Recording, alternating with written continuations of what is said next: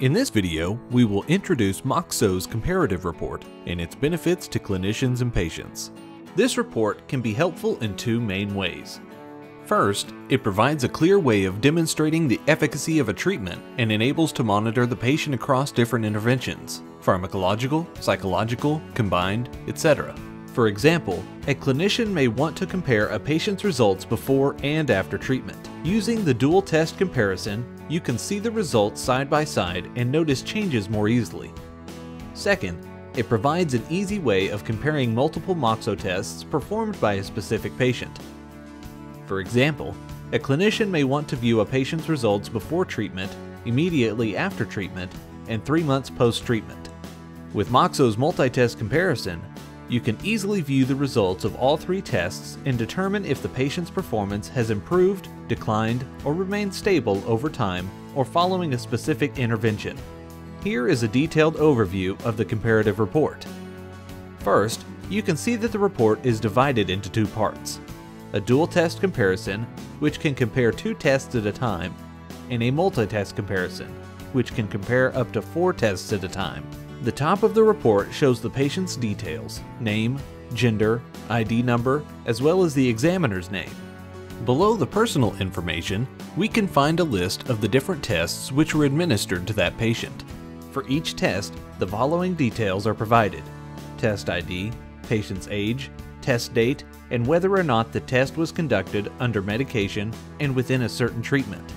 In the dual test comparison, 2 patient profile tables are presented side by side, one for each test. Both tables present the patient's Z-scores for each index.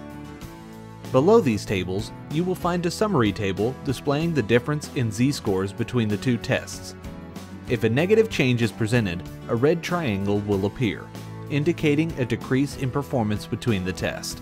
If a positive change is calculated, a green triangle will appear, indicating an improvement in performance between the tests. If there is no difference, a white square will appear, indicating stability in performance between the tests. Below the patient profile tables, you will find performance graphs for both tests displayed one below the other. This allows you to compare the tests more easily and examine how the performance changed between the different test stages and/or different distractor types. Let's take a look now at the multi-test comparison. In this section, the Z-scores for each index are presented for each test. Lower Z-scores indicate test scores that are further from the normative group. This allows for a comparison of performance between the different tests. Here is an example. In the following image, it's possible to see that on the impulsiveness index, performance was lower in the first test than in the other 2 tests. The multi-test comparison also contains performance graphs. A separate section will be produced for each of the 4 indices. Each graph indicates a patient's performance on a different test. This produces a clear comparison of the patient's performance at a certain test stage across all tests administered to that patient.